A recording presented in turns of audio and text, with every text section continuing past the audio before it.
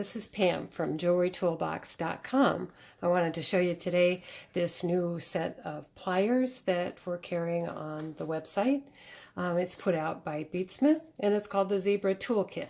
I got it actually because I thought it looked kind of neat. The black and white zebra looked cool, so I thought I'll give it a try. So this is the unboxing. It comes in this nice cardboard box, sort of, and on the back it talks about all the tools that are inside, and it looks like we've got 3 pliers, a wire cutter, a knotting tweezer, and some bead reamers. So let's open it up and see what it's like. A little bit of fumble fingers here, and I'll hand that off. And there it is in a nice zebra pouch with a zipper, which is all really cool.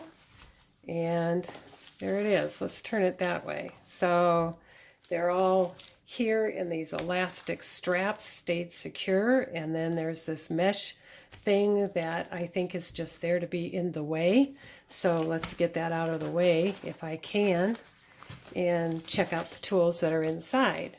First of all, I always like to look at the round nose plier, and there goes that flappy thing. And so they kind of fit nicely in your hand, and they have a nice size for my average size hand, and they appear to be about 5.5 inches in length, which is a really nice size. And the nose, the jaw is pretty long, and I always like to check for roundness just by putting it between my fingers and twirling. If there are any flat spots, you'll feel them right there. And these are nice and round with no flat spots. And the double leaf returns spring. Double leaf just meaning there's a leaf and there's a leaf. And so the way they work together is they kind of push against each other because it's made of a very hard metal, hard springy metal. So that's how it works. So they open back up on their own. And so you don't have to use, if you don't have a spring, you got to use your finger like that. But it's kind of handy to not have to do that. So these seem pretty nice. And always on a round nose is I want to make sure I can make something round, which just putting in the jaw on my fingers and testing it, I see I can. The other thing I want to look for, though, is I want my jaws to meet up really nice so that I can actually put some fine wire in there and make a round loop. So this is just a very thin 21 gauge wire, and I can make a round loop with this way down there on the jaws. So that worked out pretty well. So let's check out the next one. The next most important tool is the chain nose. And this has a nice long jaw, and it comes to a really fine tip at the top, which, you know, can be used for grabbing things, getting in, smoothing down wire, pushing things around. So that's nice to have a really fine tip.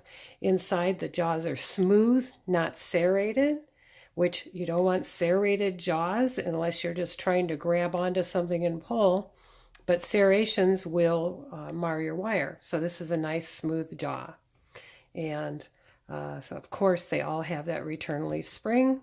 And the construction is this box joint, meaning that the two jaws aren't put together, they're not laid together like that. They would be laid together and have a screw that goes through them and holds them tight so that as you use them like this for many, many years, it stays nice and tight. A box joint, as opposed to that, is just, it stays together by one jaw being put through the other. And they can't really go anywhere unless they come apart. But anyway, I have never seen one come apart. I don't know. I actually don't know how I would take this apart. So there it is. The next one is the flat nose plier. And this nose has a nice fine tip. It comes to a fine point.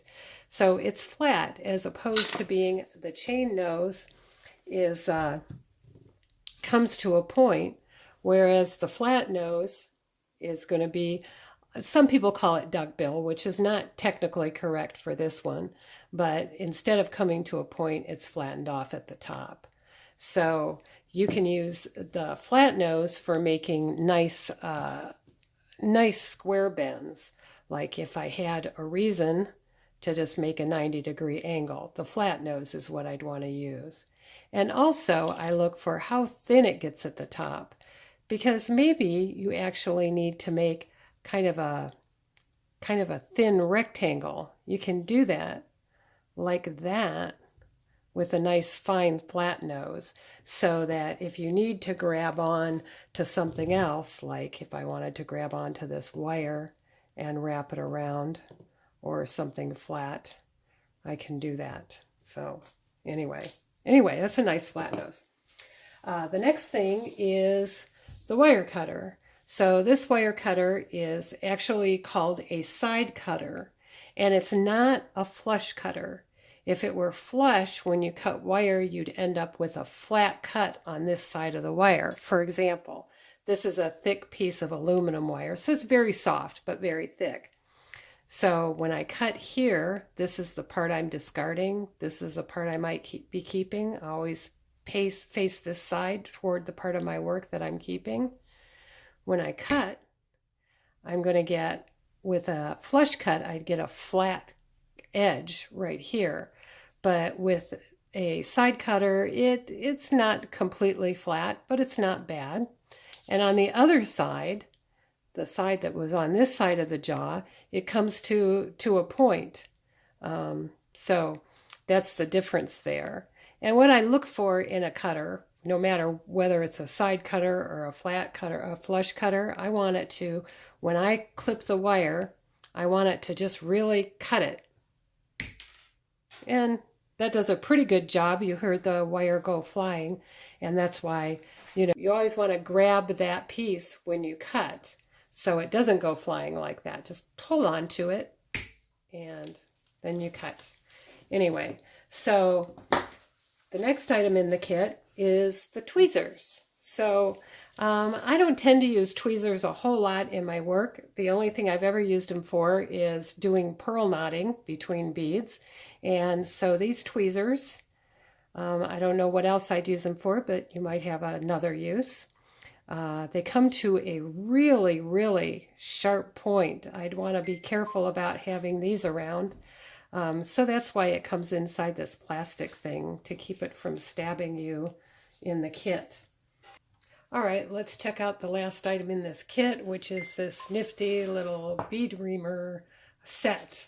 So basically it starts with a pin vise that you just open like this, and you can put your item in there. In this case, it's a set of 3 round files, if you will, that you use to ream out the holes in beads, particularly semi-precious stones. Sometimes they're not big enough, or they got a little obstruction in there, or the edges of the hole are rough. This one is the one I would use to deal with that. See, it's a nice thick cone shape, so it'll work on a variety of sizes of bead holes. So just open up the vise, put it in there, clamp it down, and then take your bead, like this one for example.